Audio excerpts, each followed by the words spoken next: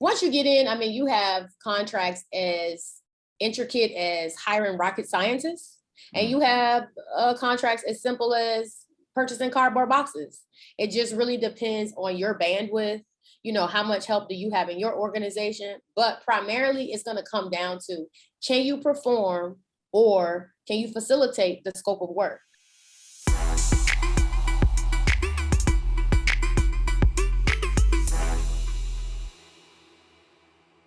Peace, family. What's going on? Will Roundtree here on the Full-Time CEO podcast, The Shit They Don't Tell You, where I interview some influential individuals, some dope businessmen, businesswomen, moguls, entrepreneurs, and all around. I don't even like to call them influencers or gurus. I like to say there are people who are trailblazing and inspiring the world. And this next guest we have on is someone who is very special. All my guests are special because, we handpicked them. But the reason this guest is so special because she's doing some things that I personally have never seen been done. She's trailblazing an industry that is predominantly men driven, not just men, but white men. And she went in there and just knocked down all type of doors. She's changed the culture, the community of the trucking industry. And so I'm talking about none other than my good friend and my sister, Casey Cooper. Casey is the face of the Compass Circle. She actually started a trucking company back in 2006. Wow, I was still homeless in 2006, and she's out here, driving big rigs. Maybe I should have got into trucking back then. I could have slept in the back of the cab. And so she has one of the largest customer bases in the trucking industry, aka the government. And she's going to talk about how she's been able to scale, how she's, basically teaching people how to become owner operators. That means you don't even have to own the trucks. I'm telling you, one of the things that I've learned about business is that you want to work smarter and not harder. And Casey has been showing people how to get a lot of money the smart way. So I want to introduce my good friend, my sister, and business partner, because we got some things on the table. We might even talk about that. Casey Cooper. What's going on, Casey? Well, thank you. That's one hell of an introduction. I done been introduced before, okay? But that was one hell of an introduction. So thank you for having me. I'm happy to be here. Can't wait to talk about just all the good things we have in store. No, absolutely. Plus, I got a top. You done been on the Breakfast Club. You done been on the Steve Harvey. I'm going to speak it into existence. Good Morning, America. So, let's go.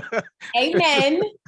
So I got to step my game up. So when you start telling people where you done been and spoke at, that my name comes up on the Full-Time CEO podcast. That's and so right. For those who've been sleeping under a rock, they may be new to planet Earth. Who is Casey Cooper? So I'm Casey Cooper of the Compass Circle.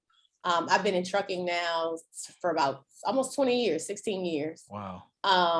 Like you said, I got into trucking quite some time ago. It wasn't as popular, back then. Kind of meandered my way. And I always say, Will, that I fail forward. A lot of times when you see people who have these big platforms or they're really successful, they got there because they stuck it out. So I haven't always been, I ain't always been lit. It's been hard for quite some time. Got into trucking, got into dump trucks, got into tractor trailers. And then I started doing business with the federal government. And that's when the real coin came. So now I teach people, primarily minorities and women-owned companies in any business. It could be real estate, it could be finance, it could be in any business, not just trucking, how to sell their product or service to the government. Of course, you mentioned I've been on some shows. I do TV and stuff now because everybody wants Black women who are making money and making moves. Right. So that's who I am. I'm just Casey out here trying to teach people, how to avoid the pitfalls that I experienced. No, definitely. And I love what you said, that you failed forward. And I often tell people that's really the only way to success. I did a TEDx talk back in 2018, and it was called The Power of Failure. Because here's the thing that I've learned about just life. It's almost impossible to get to the next level of anything if you haven't experienced something, which i.e. is failure. Because failure gives you an opportunity to say, okay, now I know what not to do. You don't know not to put your hand over this particular flame because you just got to experience it sometimes. And you may get burned. You may fall down. You may bruise your knee or whatever. but you just got to keep going. And I remember even when I moved to Las Vegas in 2005, as I mentioned, I was homeless, but I just kept persevering, and I failed at probably 70% of the things that I attempted. But it only takes one thing to pop, And so, speaking of that one thing, Casey, how did you even get into trucking? I mean, back then, I'm pretty sure you was probably the only person that looked like yourself that was really jumping into that. And you're talking about dump trucks, and like, how did you get into that industry? I really don't know. I don't have a real answer. I was like 25. And so for me, when I was 25, I kind of went through a quarter life crisis where like, I'm not 20, I'm not 19 anymore, but I ain't 30 either. And it's just getting a little more serious. So I knew I had to do something. I knew I had a certain amount of money, to invest into something. I knew I wasn't going to school to be no doctor. I knew I wasn't going to school to be no dentist. I just wasn't on that kind of time. And at the time, my mom hadn't retired. My mom worked for the city of Virginia Beach on the boarding side for like zoning and BZA and all this stuff. And she would come home every day and tell me about this girl named Tiffany who worked in her office. Tiffany was like kind of my age. And she was like, now I'm trying to find out what I'm going to do. And she's like, Tiffany bought a dump truck and Tiffany this and Tiffany that. And I'm like, the hell with Tiffany? Like, okay. So I started looking into trucking. And like how synchronicities happen. When you start thinking about something, you start seeing it. So I would start, and this is back in 2006. So we're not talking about, 5 years ago. We're talking about 16 years ago. I didn't see a lot of women driving, but when I came up with the idea, one day I was somewhere and I saw this lady in this big dump truck. And I was like, hold up. All I needed was that visual, because I'm like, okay, if she can do it, I know I can do it. Now, I did not intend on buying a vehicle to drive, but that's how it went for me. Definitely. I went to my mom. I was 25. I had a couple dollars, but I didn't have a lot of credit. Talked to my mom about it. She was like, I'll co-sign for you. She did. And that kind of started me on the path. Wow. Now, when you talk about, just being, once you visualized it and you saw it happen, and they call that reticular activation. And it's most common typically like when we get a car, and then you start seeing your car everywhere. You're like, damn, I didn't know everybody had this car. And so, and it's interesting that you said that. And so I also want to touch on, you said you had a little bit of money, you didn't have the greatest credit, but mom's helped you co-sign for you. There may be someone who's saying, I don't have none of that. I don't have any money. My credit is jacked up. I don't have anyone that can co-sign for me. Like, and I'm sure you get fielded those type of questions all the time. Like, where would someone start who may be listening to this and saying, man, I would love to get into that industry, but I have none of those options available to me? That's a great question. I'm glad you asked, because to be honest, everybody, and I'm going to say most people, 80% of people do not have what it takes to actually have a truck, deal with all the maintenance, deal with the drivers. It's just a lot. So there's so many facets that you can get into in transportation. One of them would just be dispatching. People actually pay across the board. I would say a standard fee for dispatching is like 10%. So we're going to do some simple math. If your truck or your customers or whoever you have is grossing about $10,000 a week, we're talking per truck now.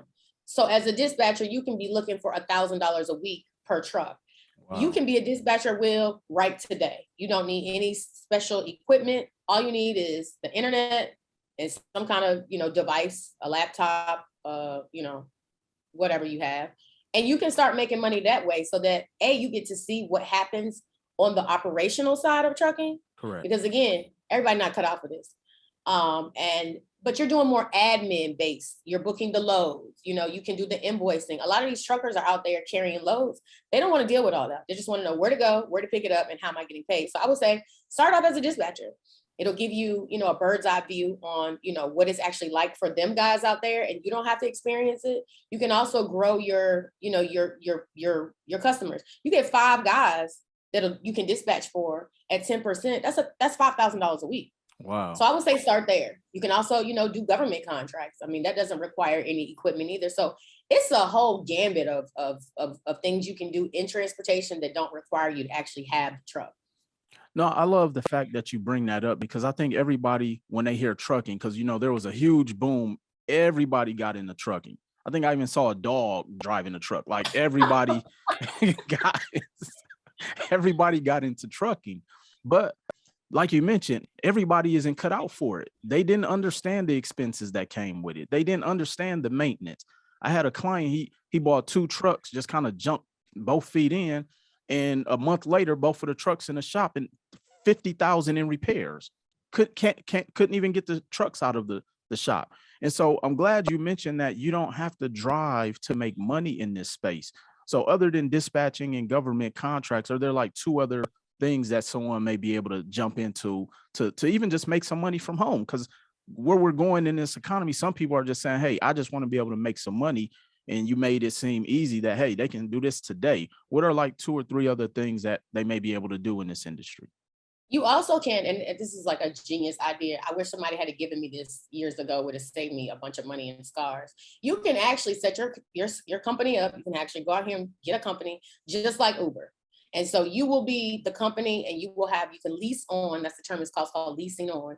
You can lease on trucks to run under you, just like Uber does. And you would get, 15, 20, 25, just depends on what you want to charge, percent for each load that truck carries. So again, for simple math purposes, if the truck gross, we're talking about one truck now, if your one driver grosses 10,000, and let's say you do 20% of his take home, because remember, he's running under your company. So he's going to have, he got to pay for his cost of doing business, insurance, fuel. He's going to have deductions, but your profit would be $2,000 a week off of that one truck. Now, if you grow your fleet to, 10 other people or however many other people, you're going to times that by 2.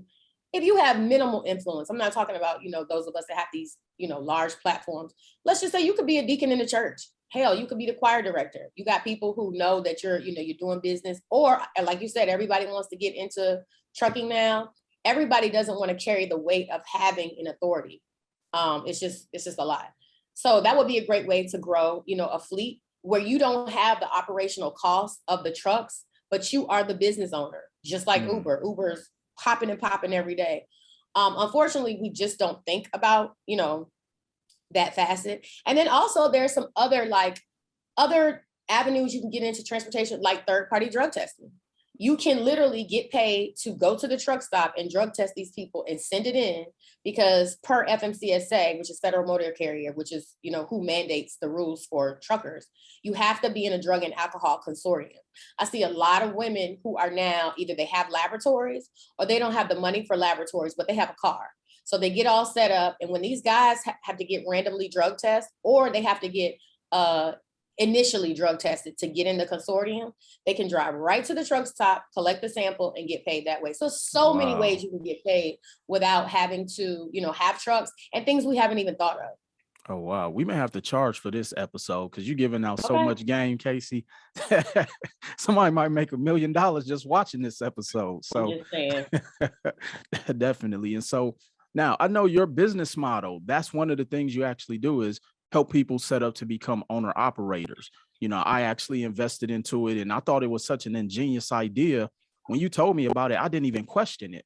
I'm like, hold on, I can own the company, not drive the trucks. I don't have to own the trucks, and I can make money passively.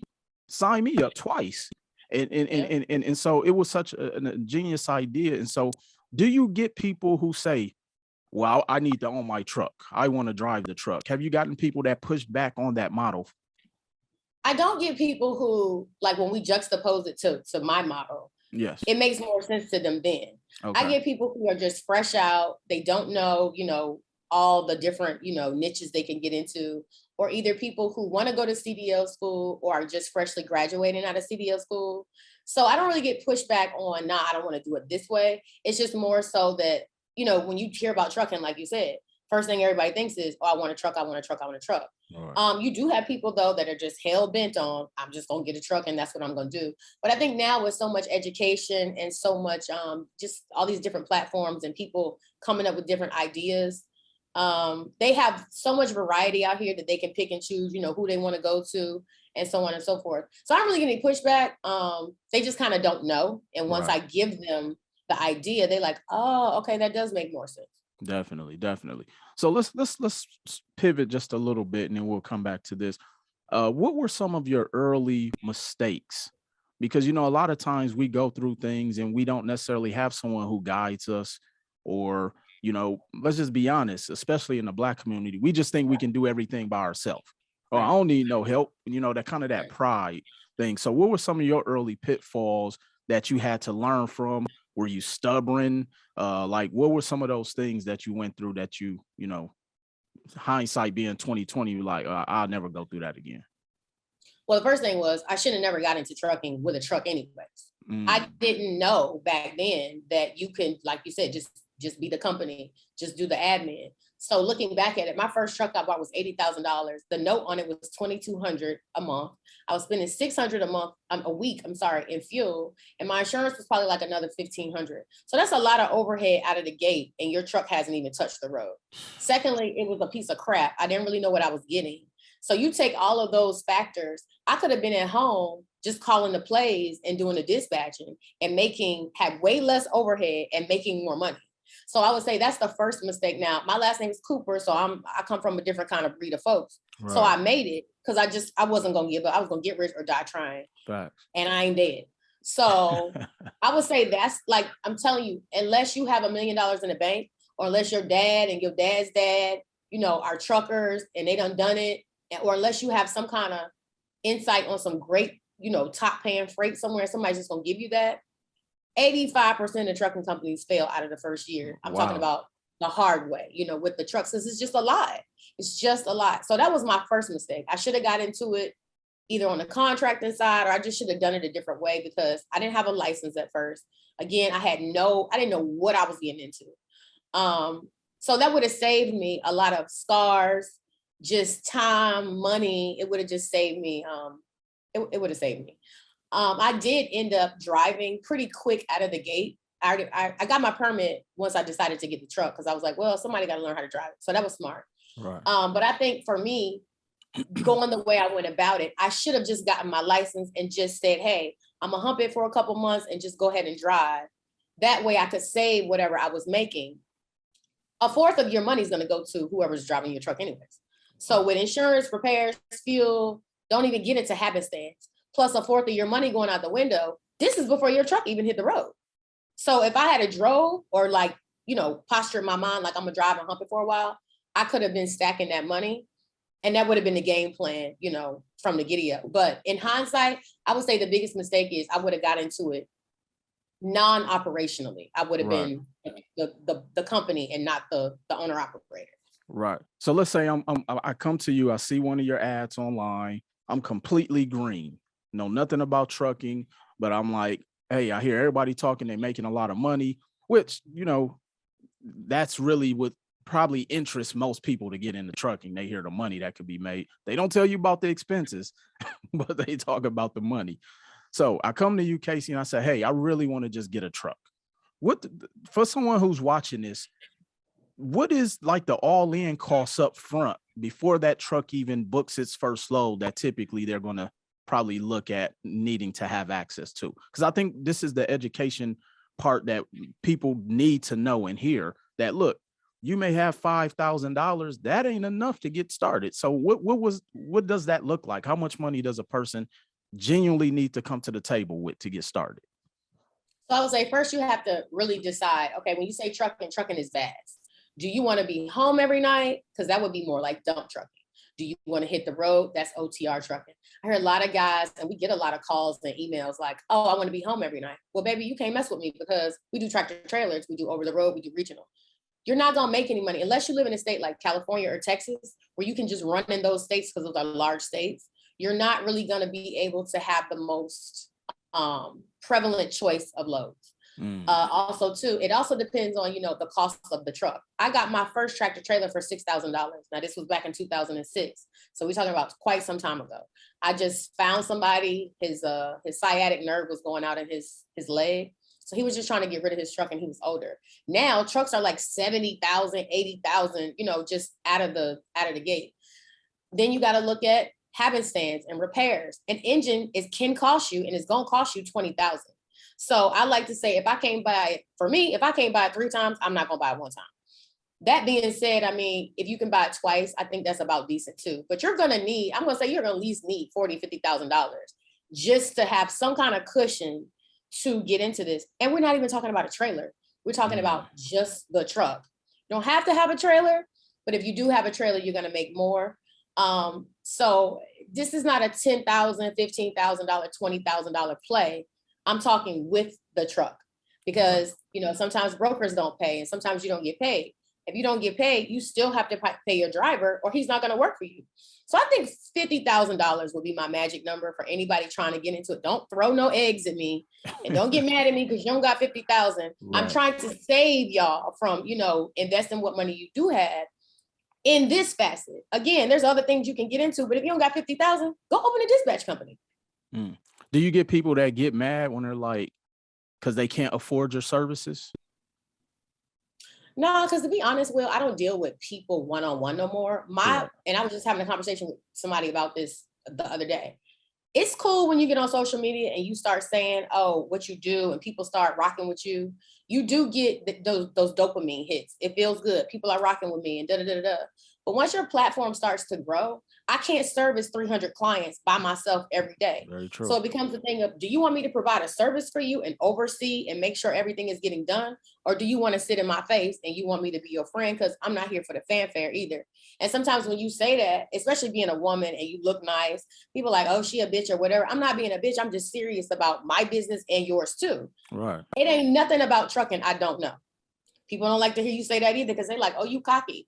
Okay, well, you're going to have to deal with it because I've been doing this for a long time. I know this backwards and forwards. Definitely. So it just becomes a situation of, and to Will, to be honest, people are not really, this is what I find with doing this on social media. I've been doing this for like 4 years now.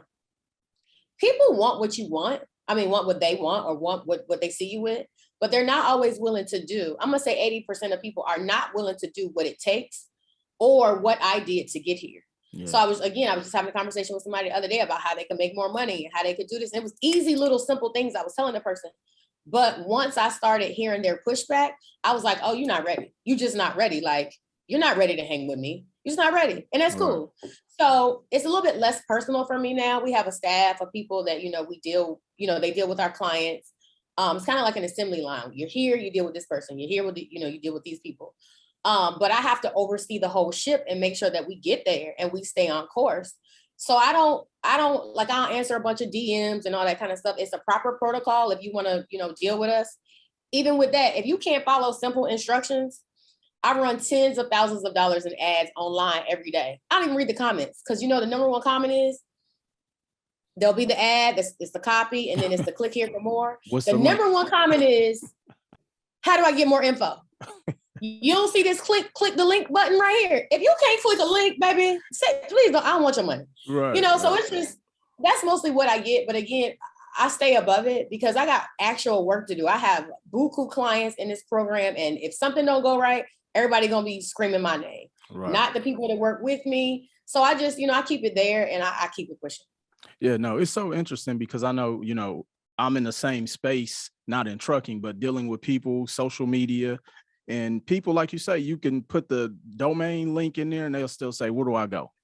And you can't service everybody. And that's one of the things I had to learn too, just on this journey as my platform started to grow. You have to create that level of separation because people really, let's be brutally honest, people sign up because they want what you have. Then once they sign up, they want you to be their friend because they think they're going to get special treatment to get to what you got quicker, not knowing you've been doing this 16 years. So they're trying to compress everything in a 30-day window to get what you got in 16 years. And that's the most challenging part because there's nothing you can tell them but to go out there and say, hey, you just got to go do the shit. You know what I'm saying? And so, yeah. And then, and talking about like the expenses and all of that, I want to also touch on, I get a lot of people who reach out to us for trucking because of financing. We'll go talk a little bit about how important credit is and different things like that.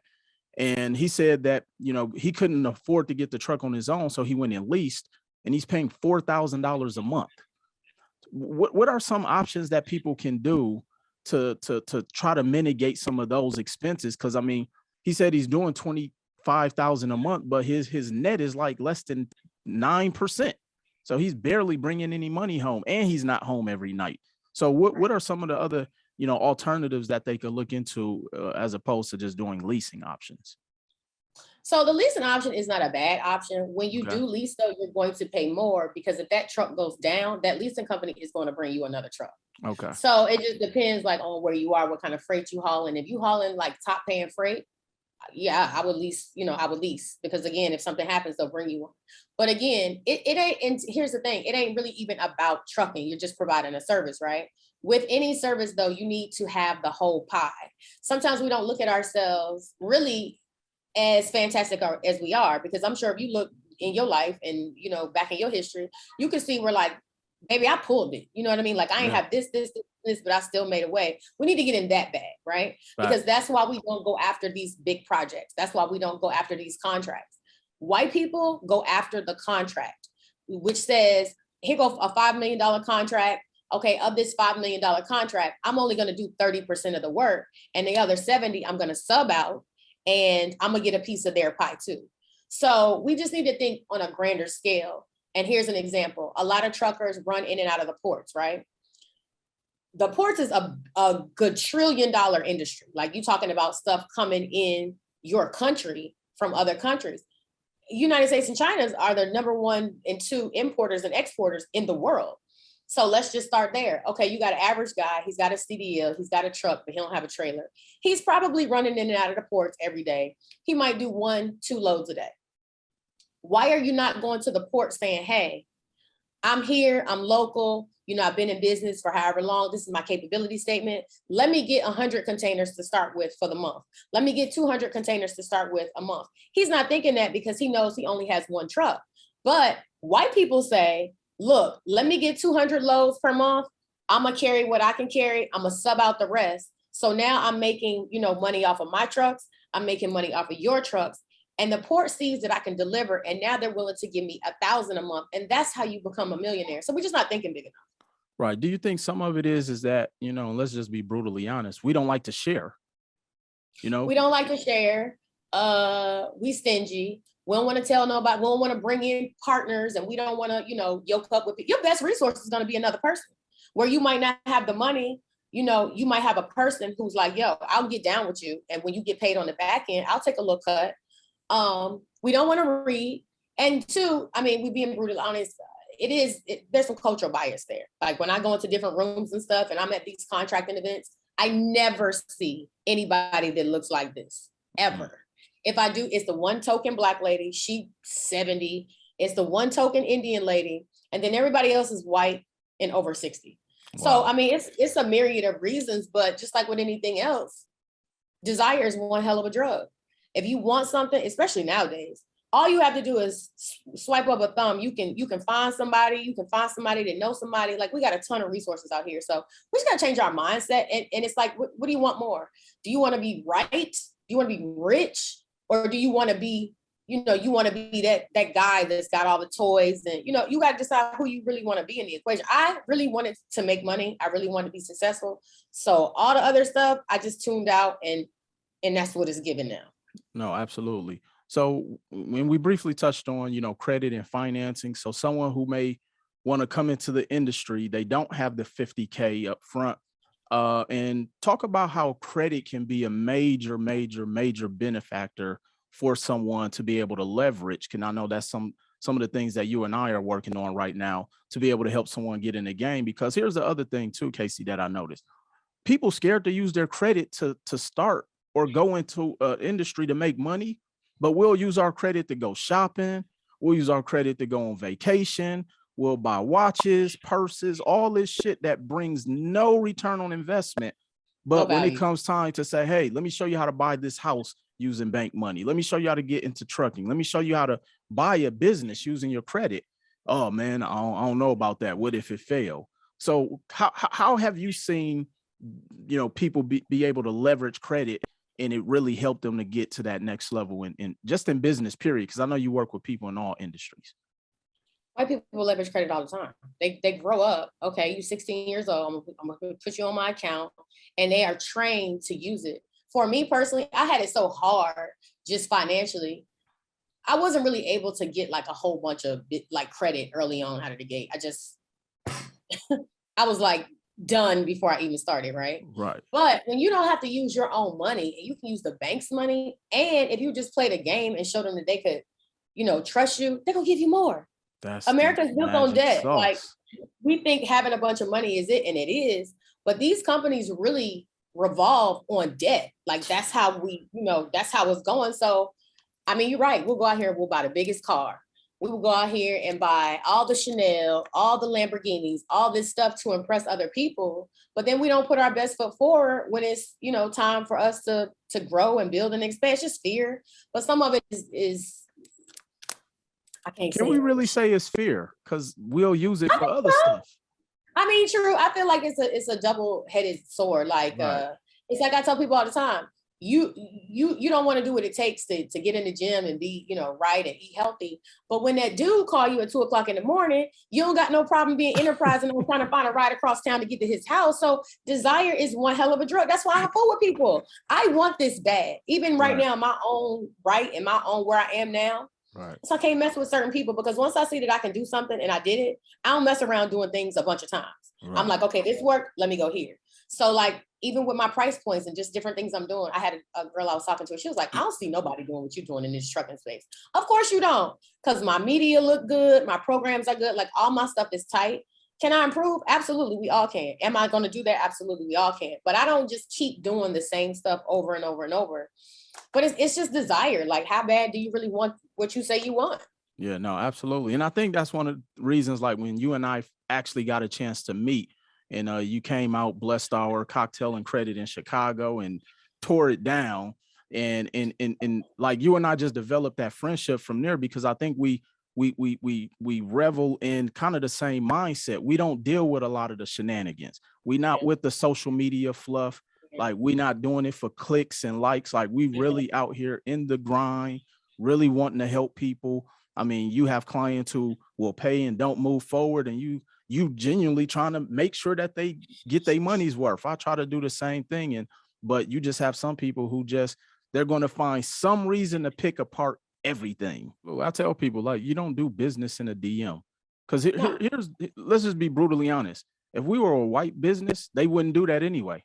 Right. They wouldn't even attempt to get mad, or if you don't respond to the DM. I mean, that's a whole nother thing. But yeah, a lot of these people don't even handle their own, like my TikTok. I don't even handle my TikTok. Right. Somebody else does that completely. So I don't I just don't get involved. And it saves you. Having that standard saves you from the low stuff that you shouldn't be dealing with. No way. No, absolutely, definitely. And I do want to touch on when you talked about that you are generous. Like one thing that, just from me, us kind of, piggybacking off of each other, like you always reach out to me and say, Will, I got to play for you. And you're always finding ways to create synergy with people that you rock with. So I definitely could attest to that. Why is that big for you in creating those synergies with people? Because you could be like, you know what, I'm good. I don't want to fuck with nobody. So like, what is it that still drives you to want to collaborate with people at times? Because I'm pretty sure you've been burned by a million people. Oh God, I was just about to tell you that. Like what? Man, Will's people, I done put checks in their hand and they wasn't ready. So they're gonna either find a way, it's your problem or blah, blah, blah. Like I don't even do that no more.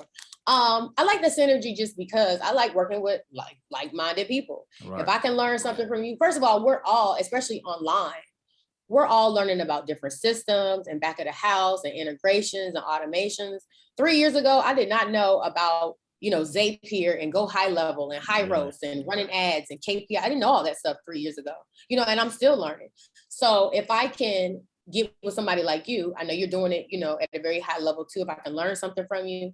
And for me, especially with our situation, it really helps when, first of all, and I don't mean no harm, but if you deal with them first and they can get with your program and they can get, then I'm like, okay, cool. Right. Will dealt with them. He got them situated and then they come my way. But then too, finances is a huge, it's just a huge area where we don't have a lot of education. Right. I've been to your events. I've seen people that you help get hundreds of thousands of dollars in financing. So if they can, follow your protocol, they can get the financing and then come to me. We don't play no games. We ain't just over here twiddling our thumbs. Just getting the word out, because again, financing and trucking are two things that go hand in hand. So I love working with people. It's just like I can't really always find that many people that like can hang with me. And I hate to say that, but it just is what it is. I mean, I'm very selective about who I work with. So when I do find somebody and it works out, I'm happy to do it. Like it's more than enough money for us all to get out here. Yeah, no, absolutely. And it's such a just a perfect partnership, and we've done some business together even with my clients, because by the time I get them the money and they come to you, they're sold on your program. So it Yeah, it it, already. it actually even minimizes, you having to, which I know you don't sell them anyway. You're like sending them a link. If they sign up, they sign up. Right. Send them the So, link. You know, but that's my famous line. Like I, people love I to, oh, I got this football player. I don't care who he is. Send him to the website, please. I'm not about to sit up here and keep saying the same thing all day, every day. I'm not doing it. Send him to the Real website. talk, real talk. And so it just made it such a perfect segue. And we definitely got more in the pike. And so I want to talk a little bit about the government contracts, because you mentioned how you helped your uncle and, he had a lay down, but he didn't want to read it. How simple is it to get government contracts? Because when people hear that, they think, oh, it's difficult or a lot of red tape, and which those things may be the case. But like you say, it's probably less competition there, so it's easier to get once you actually tell yourself, hey, I'm going to do this. So is it a simple process? Like, what does that look like? Is it for any industry? Talk a little bit about that, please. It's actually very simple to just get registered to do business with them. It's a very simple process. You don't have to have made a certain amount of money. You don't even have to have been in business for a certain amount of time. You just have to have an EIN number, a business bank account, a DUNS number, and you have to be able to or pay somebody to get you registered. The whole process, the registration itself probably takes like an hour, depending on how you comprehend information. And then it used to be 10 days where they would approve you. Now, because of COVID, there's some delays, but it takes about 21 days to get in their portal. Once you get in, I mean, you have contracts as intricate as hiring rocket scientists, and you have contracts as simple as purchasing cardboard boxes. It just really depends on your bandwidth. How much help do you have in your organization? But primarily, it's going to come down to, can you perform or can you facilitate the scope of work? I had a client one time, and I used to have this mentorship group, and we were doing like government contracts, kind of like in a co-ed. And this guy called me one day. He was like, "Hey man, I'm looking at this contract." I said, "Well, how much is it?" He said, $40 million. Sir, you've never done a contract in your life. How do you think you're going to facilitate? Okay, let's just talk about the money. Where are you going to get? Because you need to go get your 3 times your contract value, just in case anything happens. Right. Sir, where are you going to get $120 million from? So it's like we have these visions of grandeur when it comes to these contracts, because they're like enigmas. Even when I first heard about him, this guy, he was like, "Hey, man, you working so hard. You're a cute girl. You need to leave these trucks alone. Go get you a contract." I was so immersed in what I was doing and what I had going on. I was like, contract? I ain't got time for no contract. But he was right. It allowed me to sell all of my asset-based trucks. It allowed me to sit in an office somewhere and call out plays and get my money first, and then to pay other people. Whereas, in the past, if I subbed for somebody, they may or may not pay you. Wow. So it's not really difficult, but hell, it's just like anything else. I mean, you want to do hair, you want to do nails, you want to be a hip hop artist, you're going to put the time into whatever you want to really do. So it just depends. I mean, it's all kind of contracts. I mean, they don't have to necessarily be hard. My $5 million contract was only 12 pages. So I was able to bust that down and really, understand what they were asking me for. But I just think overall people are afraid, and or the comprehension, like seeing all this jargon sometimes kind of scares people away. Right. But again, with anything, you can find a relatively easy contract, or they could be really difficult, just depending on what you decide to go after. Right. Yeah. If I always say, when I get the contract, I'm gonna just send it to my attorney. Like, I ain't reading that shit. Or, what I'd say, Will, just make an outline. Like, I always tell people, the first thing about, even me right now, I'm not looking at a solicitation that's 2,000 pages. You can hang that up. I'm not doing it. Right. I always look at the pages first. If there's too many pages where I feel like I can't digest, and make an outline, it's not for me. Definitely. So I always make an outline, go over the general scope of work. Normally they'll always have, well, depending on what phase the contract is in. If it's like in proposal solicitation, they're taking bids phase, there's always going to be a question section that anybody who looked at the same contract, they had questions. The questions are shared. So you can go through the questions, you can go visit the site. And the questions typically are going to be questions that either you haven't thought of or that somebody else asked also. But it's there. I mean, it's more it's more money in contracting than it's people on the planet. It's only about in the 300,000s of woman-owned companies. I'm talking about in the world. Oh, it's wow. 8 billion people on the planet, but it's less than 1 million companies that are woman-owned certified. So you can already see competition-wise, it's a much bigger pool to swim in. Definitely. So it just depends on your bandwidth. I mean, if you can comprehend and you can bust it down and do that outline, hell, if you can't, ask for help. But just, you don't want to bite off more than you can chew. Right. I just had an idea, Casey. We may have to put this into fruition. What we got? How you cocktails, credits, and contracts. Hey, I'm trademarking that today. Let me get the paperwork ready. Call your people. Cocktails, credit, and contracts. I think it would be, because people are so into, I mean, hell, even I was. The government is a whole nother beast. They speak in acronyms. They speak in, all this jargon. But once you decide, okay, I'm going to stick with it. And if you start off small and slow, and there are strategies on this. Right. It's not as difficult as you would think. It's just like with anything else. If you have to read something, basically, okay, I'm in trucking, I do trucking. So I should be able to look at a scope of work. If I'm a trucker and I'm a trucking company owner, this is what you do. They're telling you what they want done. They're going to tell you who, what, when, why, how, and sometimes how much you can't charge, because there's a cap sometimes. Okay. If that's really what you do and you're a business owner out here and you want to be successful, I don't know why you're not selling your services to the government. They just going to print more money. You're going to get paid, so it's there. We don't really take advantage of it all the time. All right. So yeah, I think let's put something together, Casey. I think we can really get out here. Well, I'll be messing with this folks, but you there, sign me up. Absolutely. I appreciate that. So as we wrap up, I do want to ask, what's next for Casey? I know you've been trailblazing, you all over the world. I'm seeing you doing expos in Dubai and like all these different places. And then you still have your family and balancing all of that. So what's next for Casey? Next for me is just more TV. So I do really, and I know you know this, but we do really high quality productions. Absolutely. I mean, even though they're just ads on Instagram, how I do one thing is how I'm gonna do everything. Right. Like you're never gonna see me just half-assed. So just getting into more production, more TV. We finance a lot of stuff on our own. So, making films and just taking it to the next level. Once you start doing things in a certain manner, I don't want to talk to the little guy no more. Let me talk to who your boss is. Because no shade, I don't need to talk to you. Right. I really want to get into TV like heavy. Instagram is cool, but I've always said Instagram is just a vehicle I'm using to get to TV. Definitely. I don't think the world has ever seen me. They've never seen a woman that looks like this in the trucking space actually doing it. I've done some of the largest projects in the world. Like that's a fact. We talking about bridges, tunnels, power plants. Like that's big trucking. So to see a Black female in that space, to see a female in that space, anyway, I think it's one show I've seen where it's a little white girl, Ice Road Truckers or something like that, and she in the truck driving. But to see how we actually like call plays and get this stuff done and deal with, truckers and all this stuff, I definitely, that's happening. We're putting that together right now. Hey, full-time CEO. That's what it's about. Okay. You know what I'm saying? Call me Shawnee O'Neal, baby. Okay. Hey, don't forget to at least let me get a cameo in one of y'all scenes. Of course. Okay?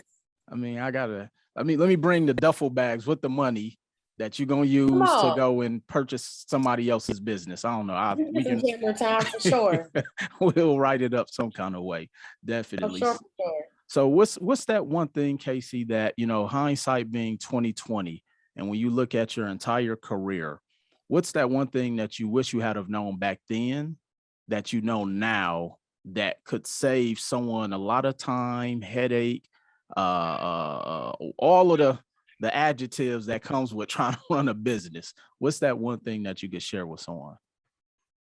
I just wish I think we focus too much on being the little guy, because for some reason, the little guy looked like the big guy to us. The guy that's out there working looks like the guy to us, but it's really the guy that's cutting his check that ain't nowhere on site that's the big guy. Wow. I think we need to get into project management more. Again, we need the whole pie. Sometimes we're like, oh, I don't got 10 trucks. You don't got to have 10 trucks. You just got to have the opportunity. 3-4 other guys with trucks. I say this all the time. And then also too, just with trucking and stuff, if I could go back and do it all over again, I would have never bought not one truck, not near truck.